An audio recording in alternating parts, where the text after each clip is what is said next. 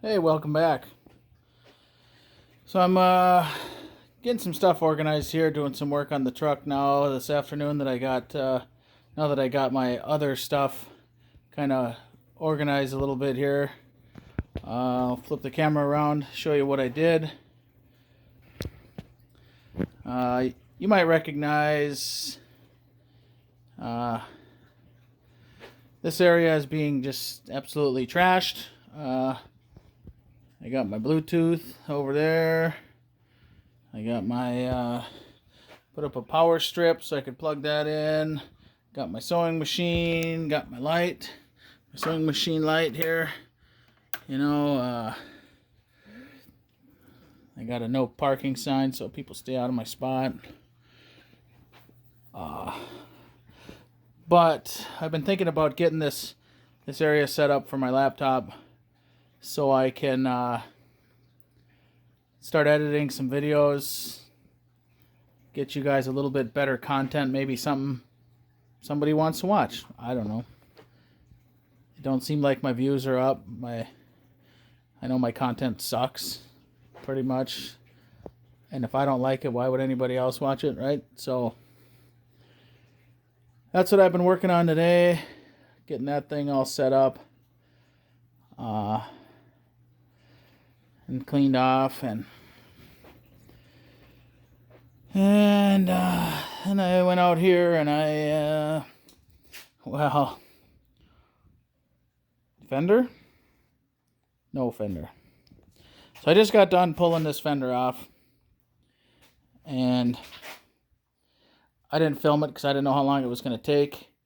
So I just did it and it's done. So I'm sure there's 100,000 other videos of pulling a fender off. So if you care to see how it went, you can watch one of those, because I'm sure they're all the same. This actually came apart pretty good. I mean, it's not rusty at all, right? But I did only break one bolt. I only broke the one, which is cool. Now I realize I gotta fix this.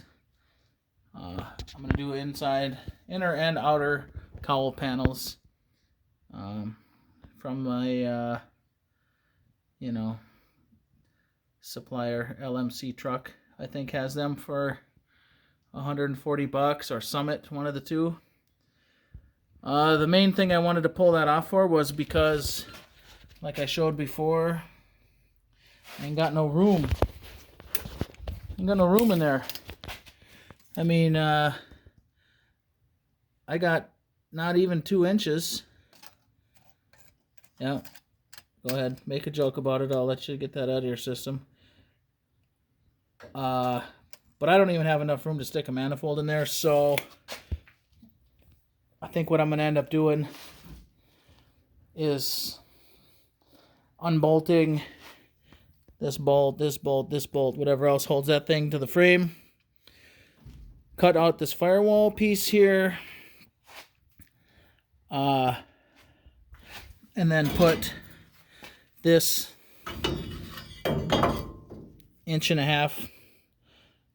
rectangular stuff in there, and moving the steering box out this much, which is, and I'll measure it because I don't know, it's about 1 inch and, I don't know, 5/8. I think 1 inch and 5/8 will give me enough room to squeeze a manifold in there.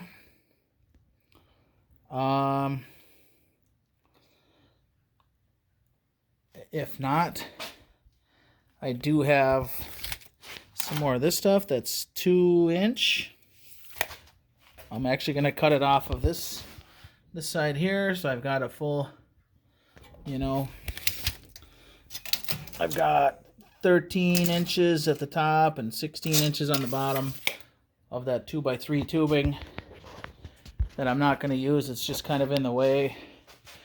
It was in there for the other motor mounts for the newer style inline 6. So Yeah, and then I can get in here a little bit better. I can get these pedals pulled out of here because everybody wants to see my stuff. So I'm gonna put the brake master cylinder here. I'm gonna go with no power brakes and a disc brake conversion up front. And I do have a new axle to put in here. Yeah, that bearing sounds great, doesn't it? But I was just thinking, in hindsight, I can probably just knock one of these spindles off of here. See, what happened was I stripped a spindle because I was running one of them gasketed tin nails in there for a cotter pin, and it didn't really hold up. So I stripped a spindle, and I might just swap out the spindle. That other axle's pretty nice. Maybe I'll put the whole thing in there. I don't know. The tie rod is bent, so I'll have to fix that. I do want to convert that over to a modern style. Here's my other...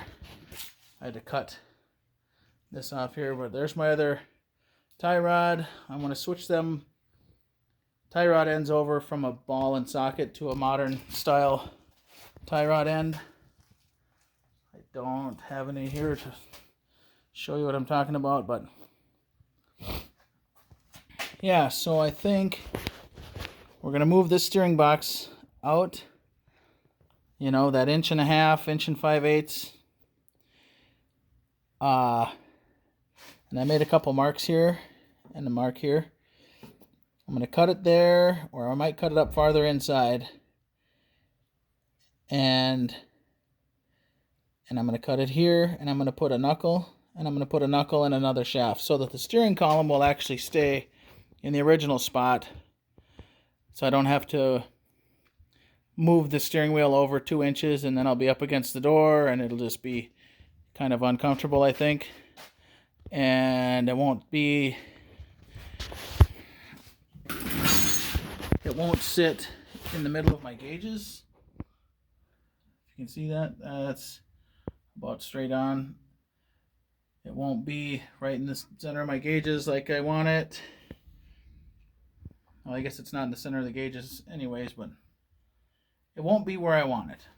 So I want to keep the interior looking stock. I want to keep the whole thing kind of looking like it was built like this at the factory. I might even not cut it here and just cut it here and then at another spot up there so that I can kind of hide the U-joints in there.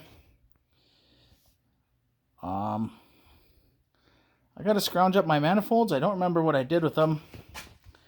I had some old center dumps, which I wasn't going to use. I was going to use a Corvette style that has a dump right here. But they're like $285 or $295 for the set plus shipping on eBay. And I mean, I have some manifolds already, so what the hell, right? May as well use what I got. And it's a more common manifold, and it's not, you know, people aren't going to throw a fit that I've got Corvette, you know, original manifolds on this rat rod, because some people might think that's a waste of money and waste of good parts. Whatever, it's my truck, it ain't theirs. But I don't do well with people.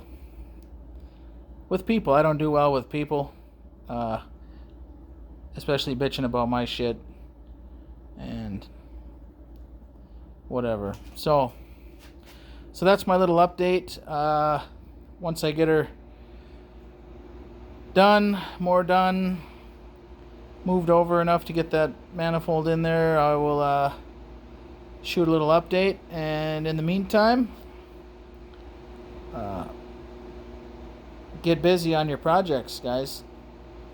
it's going to be February soon, and then it's going to be March, then April, then May, and we all know how the calendar works. Before you know it, it's going to be car show season and hot rod driving season, especially for us guys and gals up in the northern part of the United States and up into Canada, and everybody needs to, it's cold generally right now, and if you're like me, you got a million projects to get done before the snow melts, and then it's toy time. Yeah, once it's toy time, then there's no time for working on shit in the garage unless you have to. So get your ass in the garage, work on some stuff. Get yourself a TV in the garage. Of course, mine's not on. But get yourself a nice smart TV in the garage, then you can watch my videos while you're working on your shit, and life will be way better for everybody, because I'll be getting some views, and you'll be getting some entertainment, and you'll be getting some work done, and your wife and kids don't have to sit and listen to me ramble on about bullshit and junk cars, and yeah, everybody will be happy. So that's all I got. We'll see you next time.